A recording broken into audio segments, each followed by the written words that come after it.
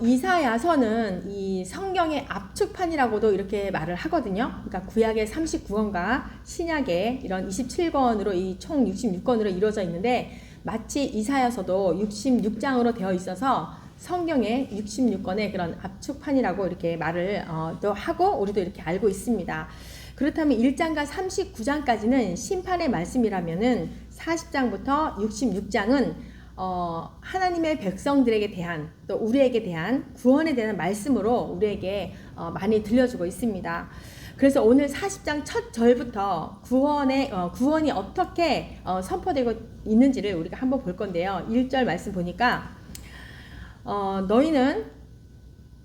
너희의 하나님이 이르시되 너희는 위로하라 내 백성을 위로하라. 네, 하나님이 이렇게 말씀하시는 거예요. 내 백성을 위로해라. 이렇게 선지자들 통하여서 명령을 하고 있는 거죠.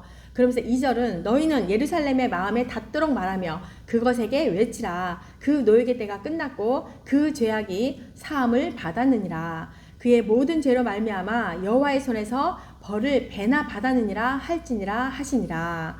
네, 하나님께서 선지자들에게 명령하는 거예요.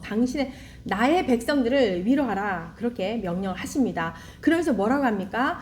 이제는 너희의 노역의 때가 끝났다. 노역의 때가 끝났다라는 거는 지금 현재 바벨론의 그 포로의 상태거든요. 이제 너희들은 바벨론에서의 그런 포로 생활이 끝났다라고 이렇게 말씀을 하시는 겁니다. 그리고 또 뭐라고 합니까? 그 죄악이 사함을 받았다라고 이렇게 말씀을 하는데 그것은 죄가 용서함을 다 받았다라는 그런 말씀인 거예요. 우리에게 진정으로 복음이 뭡니까? 그 포로의 삶에서 자유의 삶으로 되는 것, 그리고 죄를 용서받았다라는 게 우리에게 복음이 아니겠습니까? 그쵸? 그러면서 40장의 첫 절부터 내 백성이다 라고 이렇게 말씀을 합니다. 하나님께서 내 백성을 위로하라 이렇게 말씀을 하시는데 자기 백성들의 그 죄악을 징계하심에도 불구하고 궁극적으로 뭐예요? 나의 백성들을 구원하시기를 원하시는 하나님의 은혜와 하나님의 그 속성을 잘 표현해주고 있는 말씀인 것입니다. 사실은요 깜짝 놀랐어요. 39장까지는 끊임없이 너희들이 이렇게 하면 저주받을 것이야, 심판받을 것이야 라는 그런 말씀을 계속 듣습니다. 그게 왜 생긴 거예요? 마지막에 보니까 39장에 그 히스기야 왕이 병을 앓았을 때 하나님께서 어쨌거나 해시계를 옮겨서 병을 고쳐주잖아요.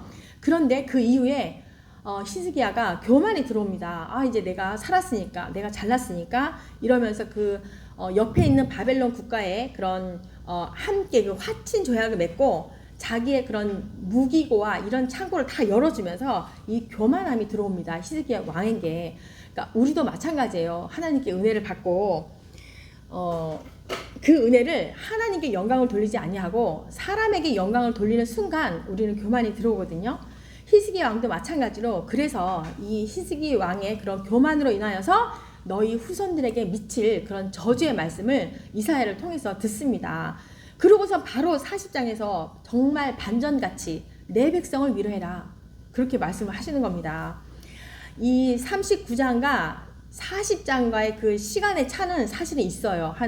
어느 기점으로 잡아서 이렇게 말을 하는데 대충 약 150년간을 이렇게 말하고 있어요. 그 정도 추정을 하는데 히스기야 왕이 병에 걸렸을 때가 주전 701년이에요. 그리고 1차적으로 바벨론 침공이 받을 때가 주전 605년이었고 그리고 그 이후에 2차, 3차 이렇게 바벨론 침공을 받으면서 남유다가 주전 586년대에 멸망을 하지 않습니까? 그러면서 바벨론에서 포로 생활을 70년간을 했다라고 합니다. 그리고 1차 포로 귀환으로 538년에 예루살렘으로 귀환을 하게 되거든요. 그래서 이제 어느 시점에서 정할 수는 없지만 어쨌거나 이 약 150 정도로 이렇게 보고 있습니다. 근데 우리는 이제 39장을 읽고 나서 바로 40장을 읽으니까 깜짝 놀라잖아요. 분명히 후손들에 대한 저주의 말씀을 했는데 40장에 갑자기 내 백성을 위로해라 이런 말씀을 하니까 정말 하나님은 우리에게는 정말 한없는 사랑으로 베풀어 주시는 그런 하나님이신 겁니다. 이렇게 이 이스라엘 백성들에게 끊임없이 너희는 정말 이러다가는 멸망할 거야, 심판하게 될 거야 라고 하나님이 계속 말씀하시고 메시지를 주심에도 불구하고 이스라엘 백성들은 어떻게 합니까? 그 출애굽할 때도 마찬가지잖아요. 하나님의 그 기적을 수없이 봤는데도 또 뭐가 없으면 원망하고 막 모세를 돌로 치려 하고 그런 모습들이 있지 않아요? 이때도 마찬가지예요. 이스라엘 백성들은 하나님의 그런 심판의 메시지를 듣고서도 돌이키지 않습니다. 그래서 결과적으로 바벨론에게 멸망을 당하게 되고 포로로 끌려가는 그런 삶을 살게 되는 것입니다. 사실 애굽에서의 그 노예의 삶도 얼마나 힘들었어요. 근데 하나님이 당신의 백성들을 정말 택하여 주셔서 하나님이 나를 세우기 위해서 애굽에서 구원해 내시잖아요. 그런데 그 백성들이 또 바벨론에서 또 포로의 삶을 살아가니 얼마나 그런 노예의 삶이 혹독하겠습니까? 네, 근데 이 이스라엘 백성들만 백성들 왜 이래? 이게 아니라 우리의 신앙의 상태도 똑같습니다. 애굽에서의 그 노예의 삶에서 자유의 삶이 되었지만 끊임없이 하나님을 원망하고 불평하는 삶으로 그래도 하나님의 그런 인내하심으로 그렇잖아요. 출애굽하여서 가나안 땅으로 들이시잖아요. 하나님께서 가나안 땅까지 들여보내시는 목적이 무엇일까요? 그냥 뭐 무작정 내 백성이니까? 그렇지 않죠. 가나안에서도 마찬가지로 하나님의 백성답게 살지 못한다라고 한다면, 하나님의 계획 안에 있지 않다라고 하면, 하나님의 그런 심판의 메시지를 듣고도 돌이키지 않는다라고 하면 너희들은 다시 바벨론에게 포로당하고 멸망당하고 포로의 생활을 살게 될 거야. 그런 말씀인 거죠. 네, 그래서 우리는요, 태초에 하나님의 구원의 목적으로 하나님의 자녀들이 다 되었습니다. 또 특별히 우리는 하나님의 그 부르심에 따라서 주의 종들이 되었고, 또한 말씀을 가르치는 자로, 우리 청년 세대, 우리 청소년 세대를 또 가르치는 그런 자로, 또한 선교사로 각자의 은사대로 모양대로 하나님의 일꾼대로 우리는 이렇게 쓰임을 받습니다. 그런데 우리가 하나님의 그 구원의 목적대로 우리가 살아가지 않는다라고 하면 하나님이 우리에게 메시지를 주는 거예요. 저도 이제 3월 달에 갑자기 바빠지는 그런 일정이 있었습니다. 물론 우리가 신학을 하기 때문에, 신학교를 운영을 하기 때문에 그런 강의 준비를 하느라고 열심을 하는데 3월 달에 사실은 이제 다른 학교에 일이 있어서 약간 저의 그런 모든 집중이 그쪽으로 쏠릴 때가 있었거든요. 그랬더니 하나님께서 보여주셨어요. 그렇게 하나님께서는 사랑하는 자들에게 분명히 너 이 길로 계속 가면 안 돼라는 그런 메시지가 있다라는 거예요. 그러니까 우리가 그런 메시지가 있을 때 얻어맞지 마시고 빨리 돌아서야 된다는 거예요. 근데 그걸 메시지를 듣고도 모른다는 게 문제이긴 하죠. 때로는 하나님께서는 우리에게 징계하심으로, 때로는 우리를 그런 노예와 같은 그런 고난한 삶 가운데로 하나님 우리를 말씀하십니다. 뭐라고 하십니까? 돌이켜라, 나에게 돌아오라, 이렇게 말씀하시는 겁니다. 하나님의 백성들의 삶의 터가 어디입니까? 삶의 터가 애굽입니까? 혹시 광야입니까? 가나안인가요? 바벨론인가요? 네, 아니죠.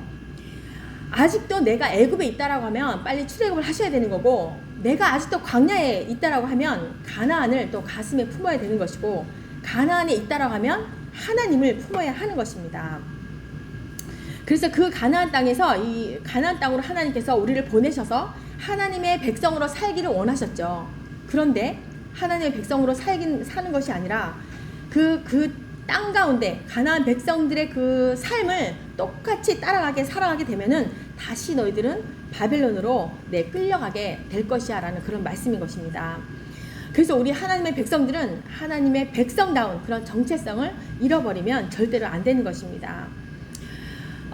그런데 어떠합니까? 하나님은 태초부터 우리를 택하셨고 이스라엘 백성들을 택했기 때문에 절대로 버리지는 않으십니다. 끝까지 징계를 하시던, 고난의 그 삶 가운데로 보내시던 다시 돌아오게 하시는 거죠.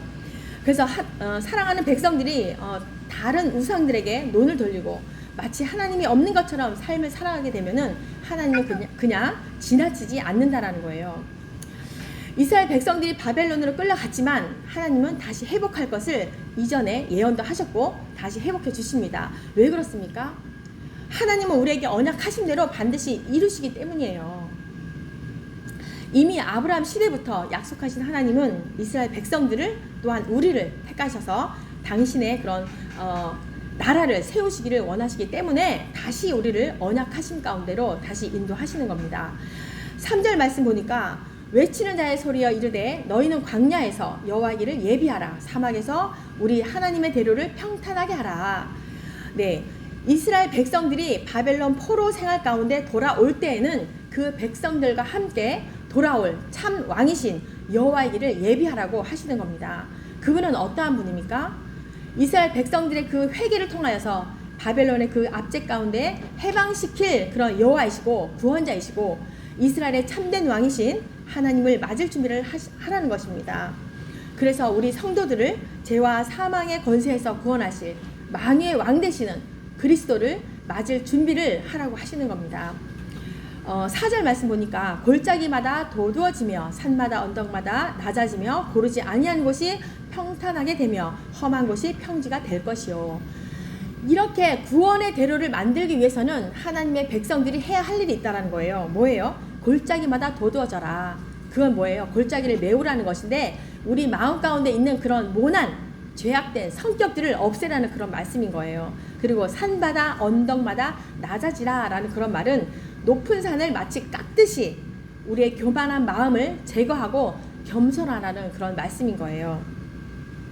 그리고 험한 곳이 평지가 될 것이요 라는 것은 험한 곳은 죄성을 가지고 있는 죄악된 생활을 말하고 있는 것인데 우리 가운데 있는 그런 죄악된 생활들을 청산하라는 그런 말씀인 것입니다.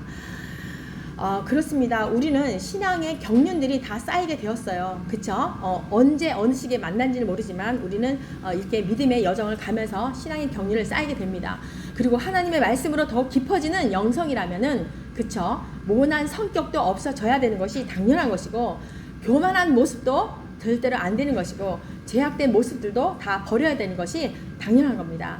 그래서 성령 충만함으로 더욱 겸손하여지고 사람들에게 칭찬은 물론 하나님께 기쁨이 되어지는 저와 여러분이 되시기를 축복합니다. 네, 5절 말씀 보면은 여호와의 영광이 나타나고 모든 육체가 그것을 함께 보리라. 이는 여호와의 입이 말씀하셨느니라. 이 남유다 백성들이 포로에서 해방되어서 다시 여호와를 섬기게 될 것이다라는 것을 예언하는 말씀입니다. 그러면서 그리스도의 성육신을 통해서 하나님의 영광을 보게 될 것이고 그리스도의 재림 때에 하나님의 그런 찬란한 영광을 너희들이 보게 될 것이라는 것을 하나님께서 이 성취할 것을 이렇게 말씀하고 있는 겁니다.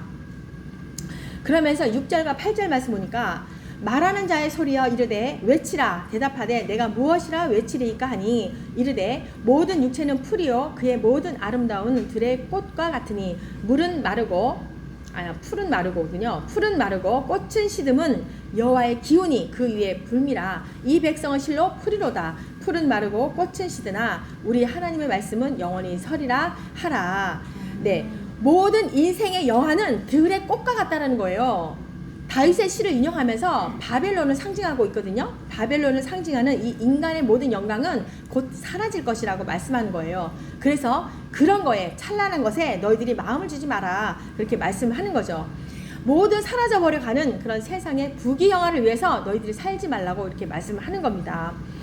바벨론의 영화가 아무리 화려하고 크더라도 여호와의 심판에는 하나님의 그 호흡 한 번이면 끝난다, 사라져버린다 그런 말씀인 거예요.